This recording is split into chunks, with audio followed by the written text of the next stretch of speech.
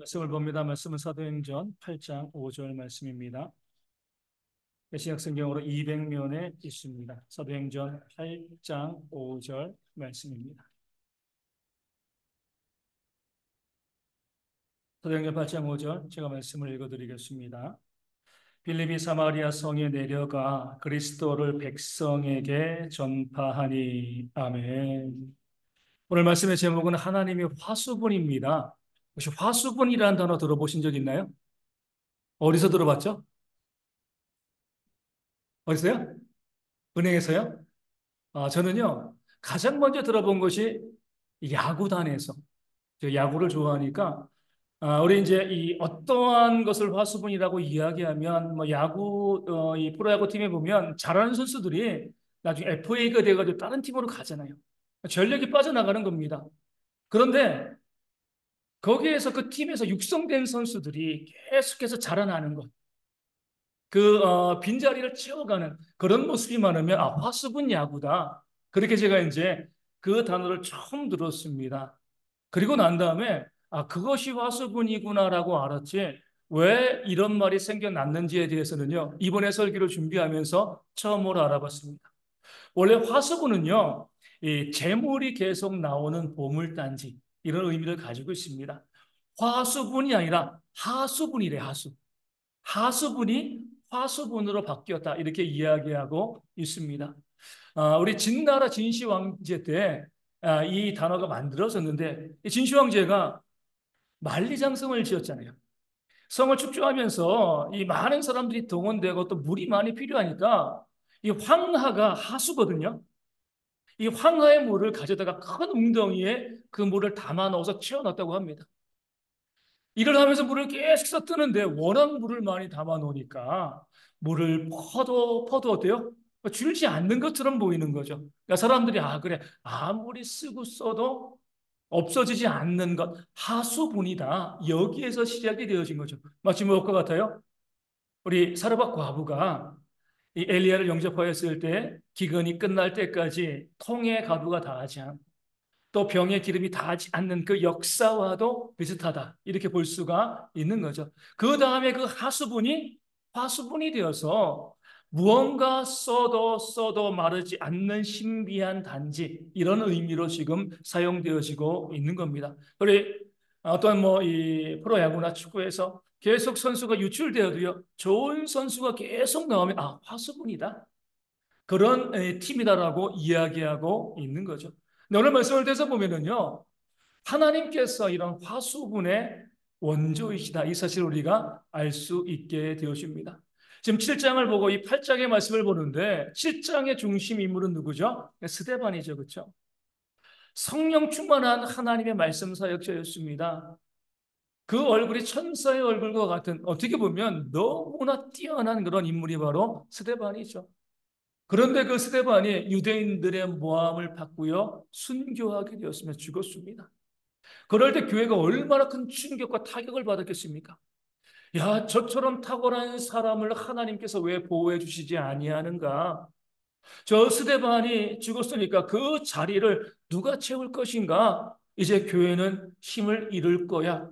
그런 생각을 할 수밖에 없는 거죠. 또 스데반을 죽인 유대인들은요, 마치 적장의 머리를 벤 것처럼 우리가 이겼어. 이제 교회는 끝이야. 그런 생각을 하는 그런 모습이 있었을 겁니다. 그들의 예상대로 어때요?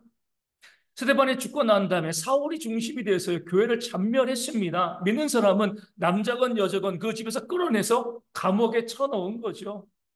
기독교인들도 그러고 박해하는 유대인들도요, 똑같은 생각을 했을 겁니다. 이제 교회는 끝났어. 저 스데반의 죽음과 동시에 이 교회는 이 땅 가운데 사라질 거야. 이런 생각을 교인들도 하고요, 교회를 핍박하는 그런 사람들도 똑같은 생각을 했을 겁니다. 그런데 8장 5절을 시작하면서 어떤 단어가 가장 먼저 나오나요? 빌립이. 뜬금없이 나옵니다. 어떤 설명도 없이요, 그냥. 흩어진 그리스도인들이 각지의 복음을 증거했다. 그리고 빌립이 이렇게 나오는 겁니다. 빌립이 어떤 사람이, 물론 이제 일곱 십사 중에 한 명이죠. 어떤 사람이고 뭐 어디서 무엇을 했는가 이것을 이야기하자고 무조건 빌립이 먼저 이 말씀을 시작하고 있습니다. 하나님의 화수분을 보여 주는 거죠. 정말 탁월한 일꾼이 스데반이었잖아요. 그 빈자리를 누가 채울까 교회도 걱정하고 염려하고 있었는데 하나님께서 이렇게 말씀하시는 거예요. 필립이 있잖아. 걱정하지 마. 스데반의 빈자리를 이 필립이 완벽하게 채울 거니까 걱정하지 마. 그런 의미에서 5절을 시작하면서 빌립이 이렇게 말씀이 이어지고 있는 것이죠. 그 빌립이 뭐였습니까? 사마리아 성에 내려갔다. 장소만 바뀌었어요. 스데반은 예루살렘 성에서, 또 빌립은요 사마리아 성에서. 그리고 하는 일은 똑같습니다. 뭐였어요? 사마리아 성에 내려가서 그리스도를 백성에게 전파하고요. 이후에 있는 말씀을 보면 놀라운 기적과 이적을 빌립이 행하기 시작하였습니다. 스데반이 빌립으로 완전히 대치된 거죠. 사역했던 장소만 예루살렘에서 사마리아로 바뀌었을 뿐이지 스데반이 감당했던 그 사명을요 빌립이 복음을 증거하고 병자를 고치고 이적을 행하는 그런 사명을 감당하고 있음을 성경은 보여주고 있는 거죠. 하나님께서 말씀하시는 겁니다. 빌립이 있잖아. 왜 염려하고 왜 걱정하고 왜 그 빈자리 때문에 두려워해? 내가 빌립을 대신할, 스데반을 대신할 사람들, 빌립과 얼마나 많이 너희 가운데 준비해 놓고 있는데 염려하지 마라. 이렇게 하나님께서 이 말씀을 통하여서 알려주고 있는 거죠. 유대인들에게, 스데반을 죽인 유대인들에게 이렇게 말씀을 하시는 겁니다. 너희가 스데반을 죽였다고 기고만장하지 마. 그 스데반이 없어도 나에겐 빌립이란 카드가 있고 더 많은 카드가 내 손에 있어. 너희가 기고만장할 필요가 없어. 또 기독교인들에게 뭐라고 말씀하시는 거예요? 낭망하지 마라. 두려워하지 마. 스데반 대신에 내가 빌립을 그 자리에 채우고 더 많은 일꾼들을 너에게 보내줄 거니까 두려워하지 마라. 이렇게 말씀을 하시는 거죠. 왜요? 하나님께서 교회를 세우셨기 때문에 그렇습니다. 하나님의 모든 관심은요, 교회 가운데 있습니다. 그 교회를 어느 때까지요? 주님이 재림하실 때까지 이어가시고 세우시는 것이 하나님의 관점이에요. 그 교회는 무엇으로 구성되어 있죠? 하나님의 일꾼들로 구성되어 있습니다. 이 건물이 교회가 아니에요. 택함을 받은 성도들이 교회가 되어지는 것인데 하나님께서 주님이 재림하실 그날까지 이 교회 가운데, 이 땅의 교회 가운데 화수분처럼 하나님의 일꾼들을 계속 세우시고 배출함을 통해서 내가 마지막까지 이 교회를 이끌 거야. 그 중에 아무리 위대한 사람이 쓰러지고 넘어지고 순교당하고 사라져도 걱정하지 말라는 거죠. 내가 교회를 위해서 교회 가운데 나의 일꾼들을 세울 것이다. 이것이 바로 하나님의 화수분이 되어 지는 겁니다. 그렇게 하나님께서 하나님의 일꾼들로 그 화수분으로 교회를 이어가시는 것이 뭐예요? 교회의 역사, 교회의 사가 되어 지는 것입니다. 성경은요, 이 화수분의 역사를 우리 가운데 분명히 보여주고 있습니다. 구약에서 가장 대표적으로 화수분의 역사를 볼 수 있는 것이 바로 모세인 거죠. 40년간 광야에서 백성들을 이끌어갔습니다. 대통령이 40년간 이 땅을 이끌면 어때요? 좋으면 아주 좋고요. 끔찍하면 정말 아주 끔찍한 거죠. 그렇죠? 근데 모세는 좋은 지도자였잖아요. 그렇죠? 모든 백성들이 모세를 의지했습니다. 모세가 없으면 안 돼. 적어도 뭐예요? 모세가 우리를 이끌고 요단을 건너가서 그 가나안 땅을 다 정복하고 난 다음에 그 다음에 모세가 죽었으면 좋겠다. 그런 기대를 백성들이 가지고 있었을 겁니다. 근데 하나님께서는 어디에서요? 요단강을 건너기도 전에 그 산 위에서 모세의 생명을 취하여 가셨습니다. 백성들의 충격이 얼마나 컸겠습니까? 모세가 없어지는 것은요, 그 민족이 사라지는 겁니다. 저 모세가 없으면 우리는 죽는 거야. 그런 마음 가지고 두려워 떨고 있는데 하나님께서 누구를 보여주신 거죠? 여호수아를 세우시는 겁니다. 두려워하지 말라는 거예요. 모세가 그토록 탁월한 하나님의 일꾼이지만 여호수아도 있다는 거죠. 그 여호수아가 이스라엘 백성들을요 요단을 건너게 하고요 약속의 땅으로 그들을 인도하고 그 땅을 차지하게 만들었습니다. 하나님의 화수분이 되어지는 거예요. 엘리야는 이세벨에게 협박당하고 난 다음에 로뎀나무 아래에서 하나님 조카원이 내 생명을 쥐어달라고 죽여달라고 하는 게 기도했습니다. 낙마하고 실망한 거죠. 그런 엘리야를 하나님께서는 하나님의 산 호렙으로 데리고 가서 그에게 말씀하십니다. 엘리야가 뭐라고 이야기해요? 나만 남았습니다. 하나님을 위해서 열심으로 일하는 사람은 나밖에 없습니다. 그런데 그런 나를 이렇게 실망시키시면 어떡합니까? 하나님께 원망하고 푸념한 거죠. 그때 하나님께서 엘리야에게 뭐라고 말씀하시는 거예요? 아직 바알에게 무릎 꿇지 아니한 7천 명을 내가 이 땅 가운데 남겨두었다. 너만 아니라는 거예요. 착각하지 말라는 거죠. 너 혼자 있다고 생각하지 마. 내가 이 땅 가운데 그 너의 빈자리를 채워갈 동역할 수 있는 일꾼을 7천 명이나 준비해놨어. 혼자라고 생각하지 말라는 거죠. 그리고 나서 하나님께서 그 엘리야를 하늘로 불려 올리실 때에 누구를 세우시죠? 갑절의 영감을 구했던 엘리사를요, 엘리야의 후계자로 화습으로 그 땅 가운데 세우시는 그런 역사가 일어나게 되어지는 겁니다. 그 사람 없으면 안 될 것처럼 보이지만, 다 끝날 것처럼 보이지만, 끊임없이 하나님의 일을 감당할 수 있는 그런 인물들을 세우시는 것이요, 하나님의 역사임을 성경은 보여주고 있습니다. 신약도 똑같은 맥락으로 볼 수가 있습니다. 유대인들은 예수님을 죽이면 끝이다. 그 기독교가 끝날 거야. 이렇게 생각을 했는데 그 주님께서 부활하시고 승천하시고 난 다음에 오순절 성경 역사 이후에 12명의 사도가 예수님의 빈자리를 채웠습니다. 그 사도들이 조금 더 힘이 붙일 때는 어때요? 7명의 집사를 세우신 거죠. 그 7명의 집사 가운데 스데반이 탁월하게 일하다가 순교당하니까 오늘 말씀에 필립이 나왔습니다. 나중에 야고보 사도가 순교당하고 난 다음에는요, 사도 바울이 나왔죠. 그 사도 바울은 또 디모데와 디도를 세웠습니다. 성경에서 보면 가장 감동적인 장 중에 하나가 로마서 16장입니다. 뭐가 나와요? 감동이 별로 없어 보일 수 있어요. 사람 이름만 쭉 나옵니다. 사도 바울이 로마서를 마무리하면서 문안 인사하는 사람들 이름만 쭉 나오는 거예요. 그런데 그 말씀이 감동이 되어지는 거예요. 이렇게 하나님의 화수분이 있다는 거죠. 그렇죠? 바울 혼자 사역하는 것 같은데, 바울 혼자 고군분투하는 것 같은데, 하나님께서 이렇게 수없이 많은 동역자들을 교회에 세우시고 그들을 통하여서 교회의 역사를 이루어 가신다. 이 사실을 로마서 16장은 우리 가운데 보여주고 있는 겁니다. 그렇게 2000년 동안 이 땅 가운데 교회의 역사가 이어져 오고 있는 거죠. 초대교회 시대에는요, 로마의 박해가 심했습니다. 어떻게 박했다고요? 영화를 통해서 보는 것처럼 믿는 사람들은, 예수를 믿는 사람들은요, 사자밥이 되기도 하고요. 또 뭐가 됐다고요? 가로등이 됐습니다. 로마의 그 길을 밝히는. 그 믿는 사람들을 나무에 묶어놓고요. 그 몸에 기름을 붓고 사람을 산채로 태워버렸습니다. 로마 시내에 사람 타는 냄새가 가득한 거죠. 기름이 없어서 그런 게 아니에요. 믿는 자들을 협박하기 위해서입니다. 너희가 예수를 믿으면 이렇게 돼. 산채로 너희가 화형을 당할 거야. 그렇게 위협하기 위해서 믿는 사람들을요, 그 길거리에 가로수로 태워 죽였습니다. 만약에 복음이 진리가 아니면 교회는 당장에 사라졌을 겁니다. 그럼에도 복음이 진리이기 때문에 그렇게 순교당하면서까지 많은 사람들이 교회를 지키고요, 하나님의 일꾼들이 교회를 세워갔습니다. 그 결과 어떻게 돼요? 그렇게 기독교를 박해하던 로마가 결국에는 기독교를 국교로 봉인하게 되어집니다. 하나님의 놀라운 역사가 로마 가운데 보여지게 되어지는 거죠. 그렇게 교회가 세워지다가 중세의 카톨릭이 부패하게 되었을 때 하나님께서는요, 루터와 칼빈을 비롯한 종교 개혁자들을 통해서 교회를 또 개혁하게 하시는 거죠. 화수분의 역사가 일어나고 있는 거죠. 우리가 주일로 오래 본 것처럼 1920년대 진화론으로 인하여서 원숭이 재판이 있고요. 많은 사람들이 이제 교회가 끝났어. 과학 때문에 진화론 때문에 교회는 더 이상 이 땅 가운데 존재하지 않을 거야.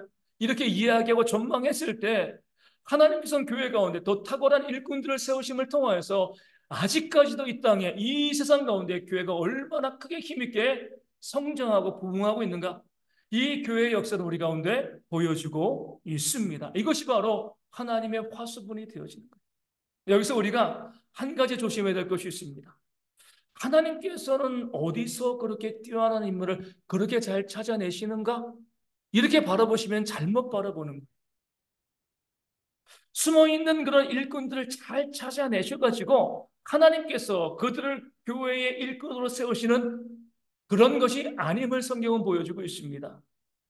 뭐 이런 말이 있잖아요. 장인은 무엇을 탓하지 않는다고요? 도구를 탓하지 않는다. 이런 말이 있습니다.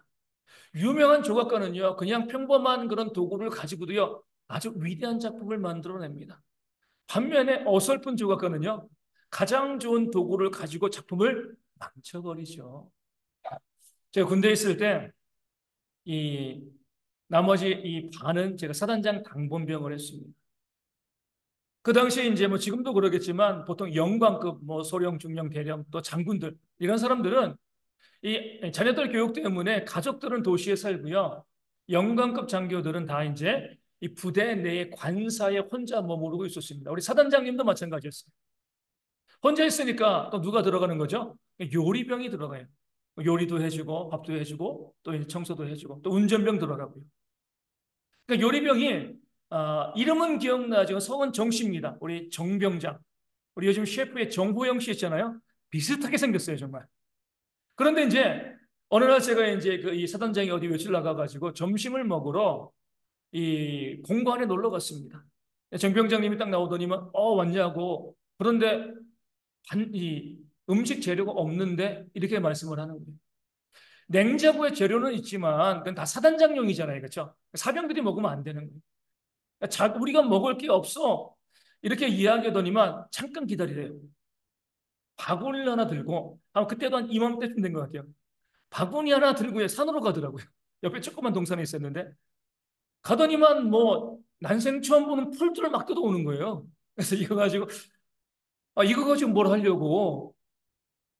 그런 생각을 하는데 그 풀들을 가지고 주방에 가가지고 뚝딱뚝딱 하더니만 정말 눈이 휘둥그레지는 요리를 만들어 나오더라고요. 야, 정말 호텔 주방장은 다르구나. 그냥 풀떼기인 줄 알았는데, 평범한 풀인 줄 알았는데, 그 주방장의 손에 들어가니까요, 일급 요리가 나오는 거죠. 야, 정말 장인은 도구를 탓하지 않는다. 그 말이 실감나게 느껴졌습니다. 하나님의 말씀도 마찬가지입니다. 하나님께서 교회를 세우시고 일꾼들을 세워 가실 때 우리가 착각하는 것은요, 그렇게 좋은 일꾼들, 능력 있는 사람들이 있으니까 그들을 사용하셨겠지. 잘못 생각하는 겁니다. 스테반도요, 빌립도 날 때부터 훌륭한 일꾼들이 아니죠. 우리와 똑같은 사람이죠. 야고보서에는 엘리야를 무엇이라고 표현합니까? 엘리야는 우리와 성정이 같은 사람이다. 똑같은, 다를 바 없는 똑같은 사람이다. 이렇게 말씀하고 있는 겁니다. 우리는 그저 평범하고요. 우리는 부족하고 우리는 못나요. 할 수 있는 게 없습니다. 그런데도 우리가 하나님의 화수분에 담기게 되어지면 하나님께서는요, 그런 우리를 들어서 하나님의 위대한 일을 감당하신다는 것을요, 성경과 기독교 역사 우리 가운데 보여주고 있습니다. 다윗이 대표적인 예잖아요. 골리앗과 싸울 때 다윗이 싸울 자격이 있나요? 없죠. 저 탁구 좋아하는데 탁구 칠 때요, 어떤 사람이랑 치는 게 제일 좋을까요? 예? 그거는요, 탁구 별로 안 좋아하시는 분들이에요. 탁구 칠 때 나보다 잘 치는 사람이 쳐주면 제일 좋아요. 나보다 못 치는 사람 재미없습니다. 예. 그러니까 내가 나보다 너무 잘 쳐도 재미없지만 나보다 조금 한 급수, 두 급수 높은 사람이 탁구를 쳐주면 정말 재미있어요. 제가 이제 청년일 때 동천교회 이제 다녔었는데 이 관리 집사님이 탁구를 너무 잘 쳤습니다. 제가 그분께 탁구를 배웠어요. 20게임 하면 제가 한 게임 이길까 말까예요. 하루에 2시간씩 쳤는데 나중에 시간 되니까 비슷비슷해지는 거죠. 그렇죠? 그러니까 그분에게 나중에 감사해요. 얼마나 치기 싫었을까. 저렇게 못 치는 애랑 계속 쳐주니까 그분 실력은 조금 줄어들고 제 실력은 늘어나고 비슷하게 맞춰 지는 거죠. 모든 경기에서요. 이 대진표를 짤 때는 비슷한 사람들끼리, 그러니까 수준이 맞는 사람들끼리 싸우게 합니다. 그런 면에서 보면 다윗은요, 골리앗의 상대가 아니잖아요. 골리앗은 나면서부터의 싸움을 잘하고요. 평생 전쟁에서 그 싸움을 익혀온 그런 장군 중의 장군입니다. 다윗은 뭐였어요? 양치는 사람. 상대가 안 되는 거예요. 그렇죠? 어떻게 보면 이 다윗이 골리앗과 싸우러 나간다는 것 자체가 말이 안 되는 거죠. 그럼에도 다윗은 어때요? 자신이 골리앗의 상대가 안 되는 것을 알면서도 골리앗과 싸우러 나갔습니다. 뭐라고 외치면서는 전쟁은 여호와께 속한 것이. 나는 도구라는 거예요. 싸우는 건 하나님이에요. 장인은 하나님이시고 그 싸움의 장인은 하나님이시고 그 하나님은 도구를 가리지 않는 거죠. 나와 같이 못난 도구를 써서라도 저 강력한 골리앗을 이길 수 있는 것이 바로 우리 하나님이시고 그 믿음의 고백을 가지고요. 자기는 상대가 안 됐지만 하나님 믿고 그 싸움 가운데 나갔을 때에 다윗이 골리앗을 물리쳐 이기는 그런 역사가 일어났음을 성경은 우리 가운데 보여주고 있습니다. 이게 바로 하나님의 화수분이 되어지는 거예요. 내가 얼마나 능력이 있는가, 내가 얼마나 뛰어난 사람인가 전혀 중요하지 않습니다. 오히려요, 내가 능력이 있고 내가 뛰어나면 하나님께 쓰임 받을 수가 없어요. 왜요? 내 힘과 내 능력 의지하거든요. 내가 능력이 있으니까, 내가 힘이 있으니까 하나님 안 도와줘도 괜찮아요. 그러다가 일을 망치는 사람들이 우리 가운데 너무나 많이 있습니다. 성경의 원리는 뭐예요? 약한 자를 들어서 강한 자를 부끄럽게 하시는 그런 하나님의 모습을 우리 가운데 보여주고 있습니다. 예수님께서도요, 12명의 사도를 택하셨는데 그 사도를 세우실 때 우리가 이상하잖아요. 우리 직장에서 직원을 뽑을 때, 또 뭐 대학 교수가 제자 뽑을 때 어때요? 탁월한 사람을 뽑으려고 합니다. 근데 주님께서는요, 탁월한 사람을 뽑지 않으시고요, 정말 못난 사람들, 못 배운 사람들, 능력 없는 사람들을 주님께서는요, 12명의 사도로 세우셨습니다. 그 당시 유대에 많이 배우고요, 가문 좋고요, 똑똑한 사람들이 얼마나 많이 있었겠습니까? 근데 그들을 택하시지 않으시고 갈릴리에서 고기 잡는 힘만 세고요, 무식하고 배우지 못한 그런 사람들을 예수님께서는요, 그의 제자로 삼으시고 그들을 통해서 지금까지 교회의 역사를 이뤄 오셨습니다. 2000년 전의 사람이잖아요. 그 당시 유대에서 정말 날고 긴다고 또 유명했던 그 사람들, 지금 그 이름이 기억나나요? 하지만 예수님의 12명의 사도는요. 베드로는 뭐예요? 피터잖아요. 그렇죠? 야고보는요. 제임스고 요한은 존이고요. 스테판도 있고요. 성경에 나와 있는 그 인물들이요. 여전히 많은 사람들 가운데 살아 있습니다. 그 사람들의 이름을 자기의 이름으로 많은 분들이 삼고 있는 거죠. 못나고 부족했지만 그들이 하나님의 손에 들려졌기 때문에 그들의 능력을 의지하지 않고요. 하나님께 사용되었기 때문에 그들의 인생이 탁월해지고요. 그들을 통하여서 놀랍고 위대한 역사가 이 땅 가운데 보여졌음을 성경과 역사는 우리 가운데 보여주고 있습니다. 그렇기 때문에 성도님들 자책하시면 안 돼요. 스스로 나 자신에 대해서 자책하거나 실망하시면 안 돼요. 아, 나 못났는데, 나 부족한데. 사실인가요? 사실이죠. 그렇죠? 그건 사실이에요. 그렇죠? 내가 못나고 부족한 건 사실입니다. 하지만 그렇다고 내 인생이 못나게 되어지는 것은 아니에요. 내가 못나고 내가 부족해도요. 내가 하나님의 손에 내가 쓰임받게 되어지면 이 못난 나를 통해서 하나님께서 놀라운 하나님의 역사를 위대한 일들을 이 땅 가운데 이루실 줄로 믿습니다. 그런 모습으로 다른 사람을 바라볼 때, 야, 저 사람은 왜 저렇게 못났어? 그렇게 하시면 안 돼요. 그 사람의 세상을 변화시킬 수 있습니다. 오히려, 야, 저 사람 너무나 잘나서 부모도 재벌이고, 정말 얼굴도 잘생기고, 예쁘고, 능력도 너무나 많아. 부러워하실 거 없습니다. 그것 때문에 무너지는 사람들이 얼마나 많이 있습니까? 오늘 말씀은 우리 가운데 하나님께서 외모로 사람을 판단하지 말고 그가 하나님 손에 붙들려 있는가 그렇지 아니한가 이것을 우리로 따지고 그것이 그 인생의 성패를 가름한다는 것을 우리 가운데 보여주고 알려주고 있는 것입니다. 하나님은요 화수분이시기 때문에 그래요. 중요한 것은요 하나님께서 아무나 들어 쓰시는 것도 아니라는 거죠. 못난 자도 또 잘난 자도 들어 쓰시는데 어떠한 사람을 들어 쓰셔가지고 위대한 일들을 이루실까요? 장인이요. 위대한 작품을 만들 때 어떤 도구를 써요? 가까이 있는 도구 쓰는 겁니다. 그렇죠? 옆에 있는 도구를 써가지고요. 작품을 만드는 거잖아요. 그렇죠? 없는 거 가지고 그 도구가 올 때까지 기다리지 않습니다. 그 장인이 능력이 있기 때문에 그 정병장이 산에 가가지고 풀 뜯어가지고 요리 만든 것처럼 가까이 있는 것 가운데 그 정병장이 뭐 저기 뭐 제주도에서 뭐 주문해가지고 와서 점심 만들어 주는 거 아니잖아요. 그렇죠?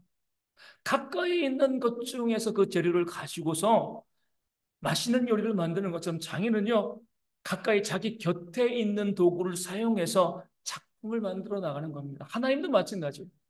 누가 하나님의 손에 붙잡혀가지고 하나님께 쓰임받는 자가 되는가? 누구예요? 하나님 곁에 있는 사람이에요. 내가 얼마나 잘났는가, 능력이 있는가, 이것이 아니라 내가 하나님 곁에 있으면, 하나님 가까이 있으면 그 가까이 있는 사람을 하나님께서 들어 쓰셔가지고 그를 통해서 하나님의 일들을 이루시고요, 그 인생을 위대하고 탁월하게 만들어 주실 줄로 믿습니다. 그래서 우리가 늘 하나님 곁에 있어야 돼요. 하나님 가까이 있어야 됩니다. 하나님 가까이 있는 게 뭐죠?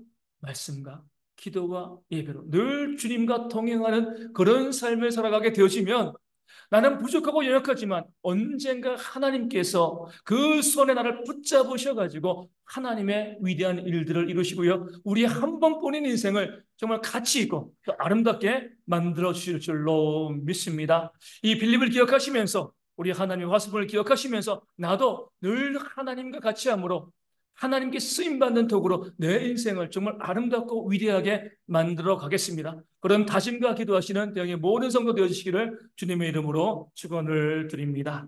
말씀을 기억하시면서 우리 358장 함께 찬송하도록 하겠습니다. 358장입니다.